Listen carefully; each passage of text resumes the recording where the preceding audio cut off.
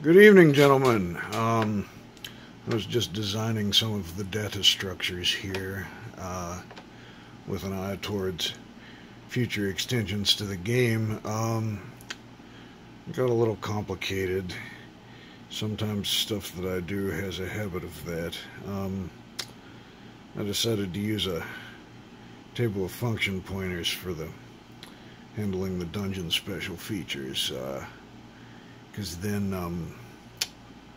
and for the walls, to determine whether you could go through them or see through them, or and how they're drawn. Because that way, different maps can define a different set of walls and special features from like a core list, and still use, like smaller integer values in there, like array data, and not, eat up all the RAM. It'll still be challenging to make it work on 8-bit systems, but I think I've figured out a way to cheese around that with compiler optimizations and separate executable images to accompany each dungeon map. But that's only on like the 6502 and the Z80. I think on the 8086 and the 68000, the game will probably all fit. I mean, all of the wall and special feature handlers should all fit within the regular process space. We won't have to do any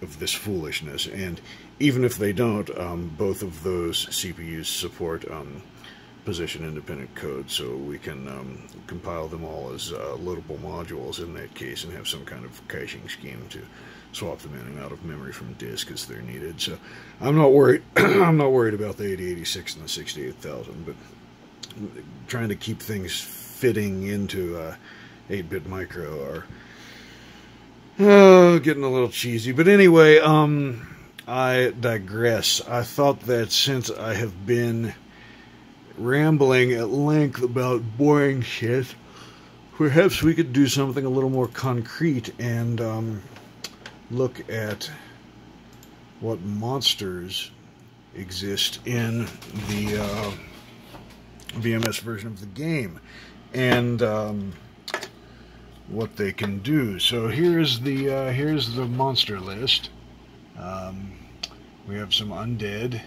All the undead are in one area of the list. It uses just like greater than, less than comparisons on the monster index to decide whether or not something's undead and whether or not it can level drain you. But we'll look at that later. So we've got a bunch of different monsters, all sorts of different monsters here, and they have some data associated with them. Now, the first piece of data is the hit die.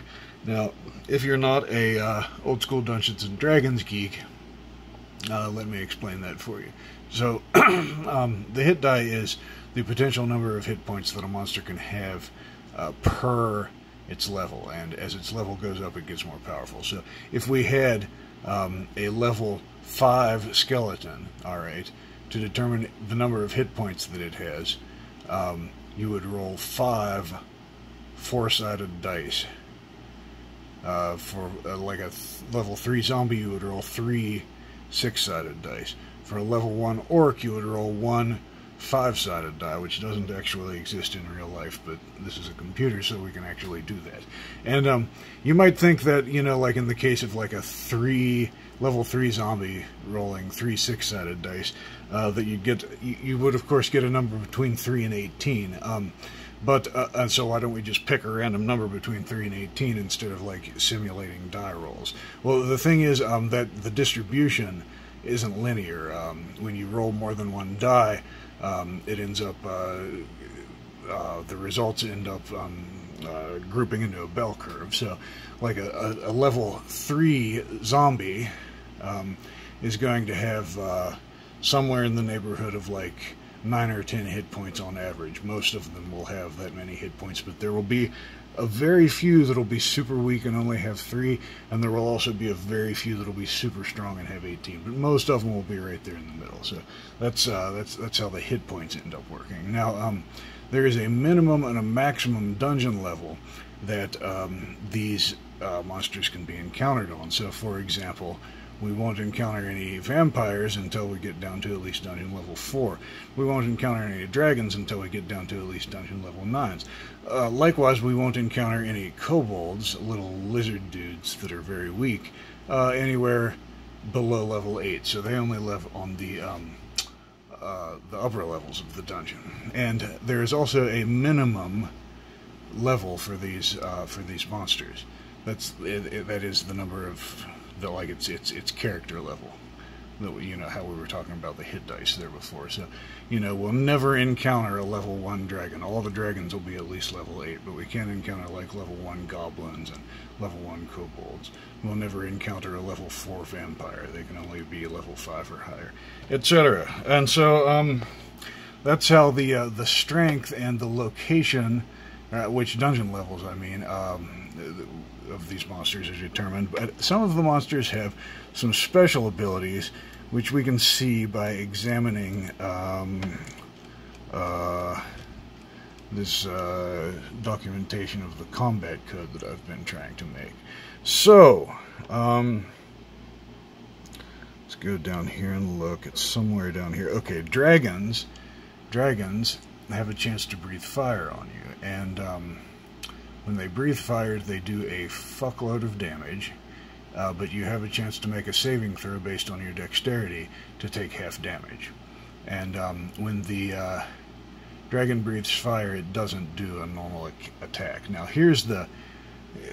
we'll talk about this in another video. This is the formula that Daniel Lawrence used to determine the percentile chance to hit the monster, or for the monster to hit you, actually, in this case. And it's very complicated, but I guess we'll at least initially replicate it in our rewrite, although I do plan to replace these kind of like super complicated homebrew mechanics with some kind of retro clone mechanics like Dark Dungeons or something, or maybe a mix of like Dark Dungeons and BX-D&D or something like that. So the game will more first of all, the mechanics will be a lot easier to understand, and it'll play a lot more like old school, like 80s Dungeons and Dragons, which I think will, like with negative armor class and all of that fun stuff, which I think will be really cool. Maybe you hate negative armor class, but I have a particularly soft spot in my heart for descending armor class. Anyway, I digress. So, high-level undead, wraiths, specters, and vampires have a chance to level drain you, and that is a nasty attack. Like, you just lose a level. That's it. I mean, there's a chance to, like, not lose a level, but yeah, it sucks when it does happen. Balrogs have two weapons, a sword and a whip. Its sword attack does normal damage, and its whip does damage and a half.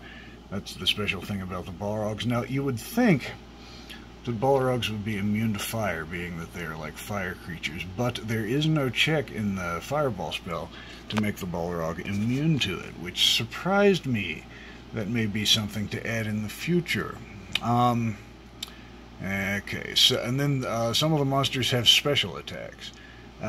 So the doppelganger can turn itself into a clone of you and confuse you so that you lose your next attack. The harpy can charm you so you lose your next attack.